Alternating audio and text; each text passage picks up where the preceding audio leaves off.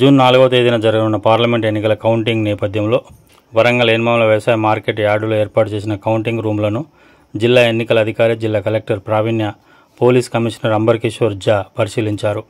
Warangal parliament నియోజకవర్గంలోని 7 assembly సెగ్మెంట్లలో ఏర్పాటు చేసిన కౌంటింగ్ రూమ్లను వారు పర్యవేక్షించారు.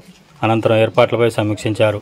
క్షేత్రస్థాయిలో పరిశీలిస్తూ కౌంటింగ్ను పటిష్టంగా నిర్వహించుటకు సంబంధిత అధికారులకు దిశానిర్దేశం చేశారు.